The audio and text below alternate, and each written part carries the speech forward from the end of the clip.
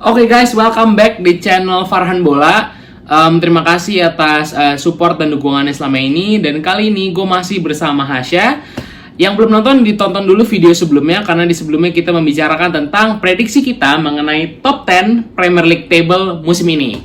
Nah, di video kali ini kita akan membicarakan tentang prediksi kita berdua tentang top scorer, top assist, Golden Glove, pemain terbaik atau player of the year, dan juga young player of the year atau pemain muda terbaik. Nah, sebelumnya kita recap dulu nih musim 2020-2021 atau musim lalu.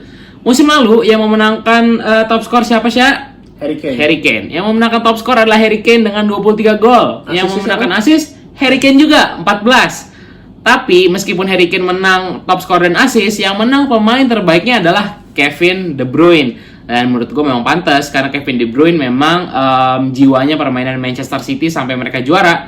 Pemain muda terbaiknya musim lalu adalah Phil Foden. Dan memang pantas juga, dan akhirnya membawa Foden menempatkan satu slot untuk Foden di Euro kemarin ya. Oke, itu adalah recap musim lalu. Sekarang kita membicarakan musim ini. Syah, menurut lo top scorer siapa nih menurut lo top scorer musim ini? Menurut gue gak bakal Harry Kane lagi sih. Gara-gara Kenapa? Chelsea itu punya striker yang mereka butuhkan semenjak mereka punya Diego Costa.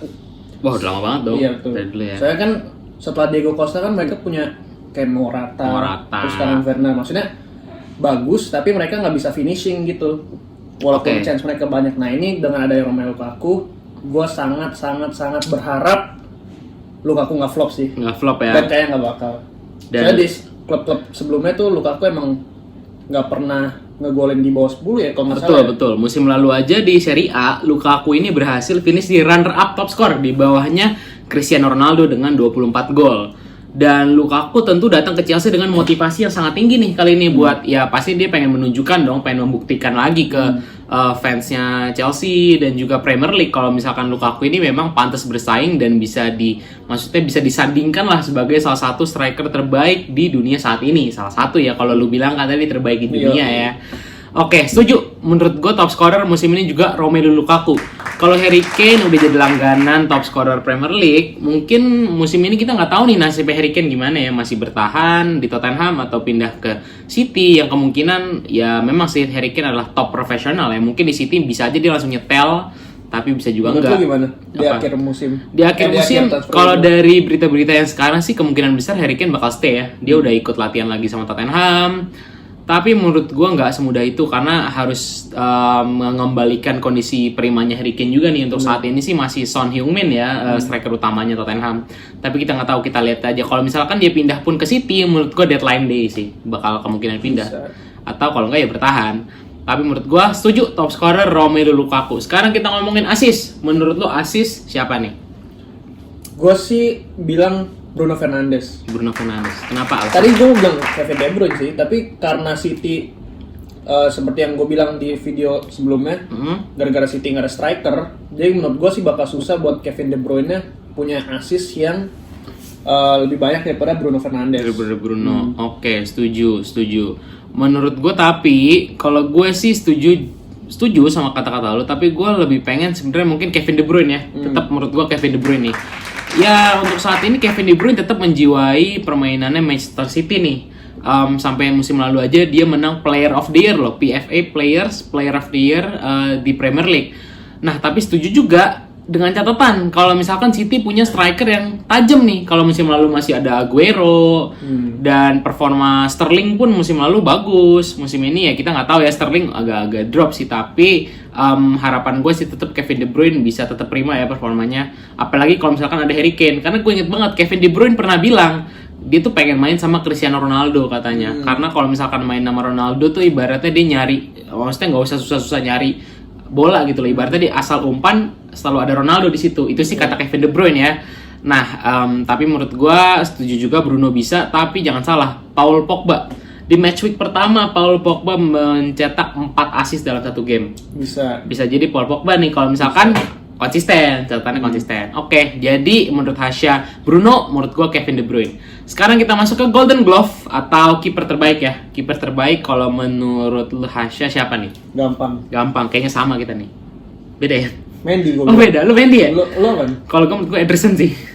Gue sih gampang sih, kayak gue bilang Mendy sih. Soalnya semenjak Mendy ada di Liga Inggris musim lalu tuh emang Mendy paling banyak.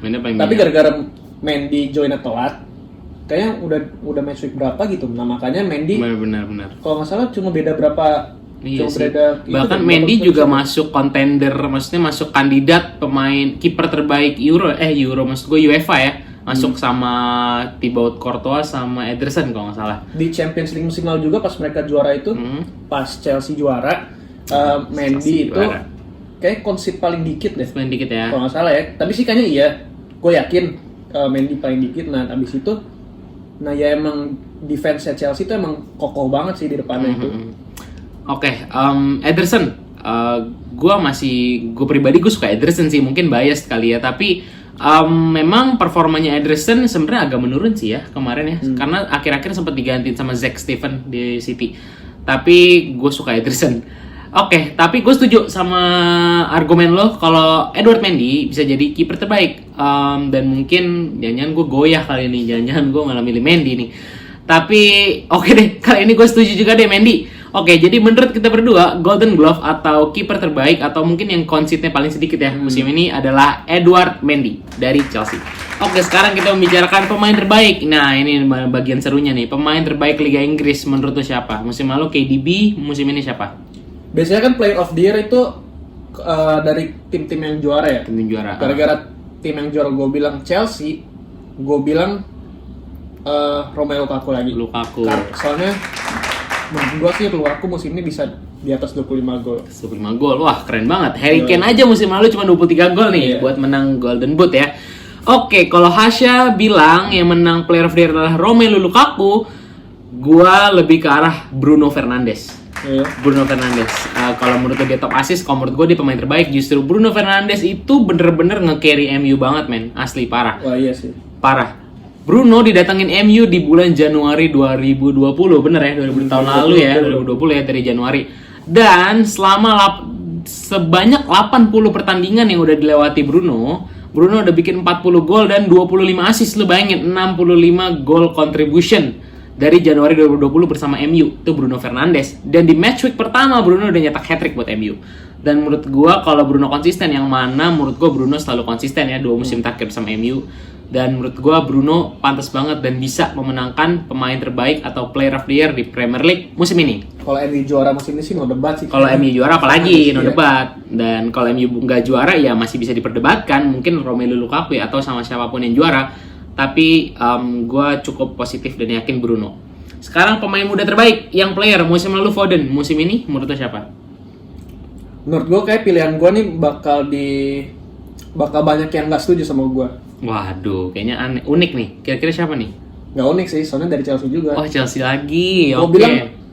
Gue bilang musim ini yang Player of the Year Trevoh Chalobah.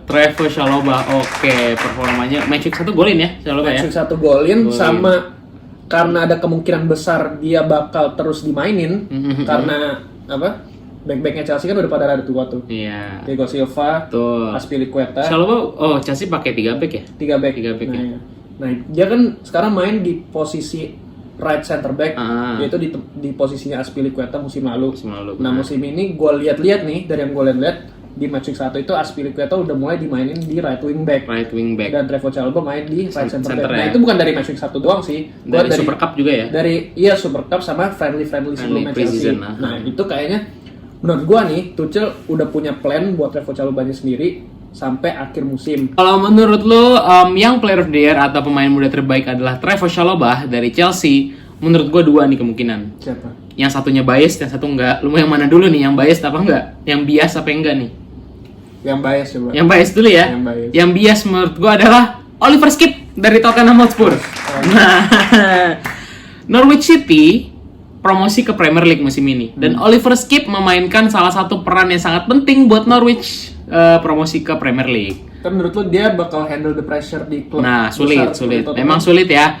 Tapi Oliver Skip bisa menghandle pressure bermain di depan pendukung yang sangat banyak. Kemarin waktu lawan City loh. Lawan juara bertahan, Oliver Skip berhasil maksudnya mainnya bagus lah gitu buat seorang pemain muda nih ya. Pas dia kalah di Conference League kemarin dia nggak main. Yang main waktu di Conference League itu kemarin yang nggak ada yang, pokoknya yang main hari lawan City nggak ada yang main satupun. Kayaknya seingat gue satu pun gak ada yang main. Romero main. Maksud gue yang starting itu seingat gue gak ada yang main ya waktu di Conference League kemarin. Tapi ya gitu, menurut gue Oliver Skip ya. Mungkin kalau misalkan bisa konsisten dan Tottenham sendiri bisa maksudnya punya hasil lah musim ini, hasil yang cukup bagus ya, top 4, top 5. Oliver Skip mainnya bagus dan apalagi orang Inggris kan. Karena setahu gue rata-rata pemain muda itu yang menang pemain Inggris. Pernah sih ada Leroy Sané, kayak Ronaldo kayaknya juga pernah deh. Hazard yang player ya. Nah, tapi biasanya sih pemain yang asal Inggris lebih ya spesial lah gitu. Menurut Oliver Skip bisa ya, karena mungkin target gue Oliver Skip nih, bukan target dia gitu. Masuk ke squad timnas Inggris ya Oliver Skip. Oke, menurut gue Oliver Skip itu yang bias nih. Tapi yang versi nggak biasnya menurut gue sih nggak usah muluk-muluk, Phil Foden lagi. Phil Foden lagi kayak sebelum Foden kan yang menang itu sempat Trent Alexander-Arnold. Inggris lagi. Makanya menurut gua kemungkinan besar sih Foden bisa menang lagi. Oke, udah cukup kelar kita ngomongin prediksi individual awards di musim ini. Dan terima kasih untuk teman-teman yang sudah menyaksikan, dan pokoknya support dan subscribe, support dan dukung terus, dan see you on the next video.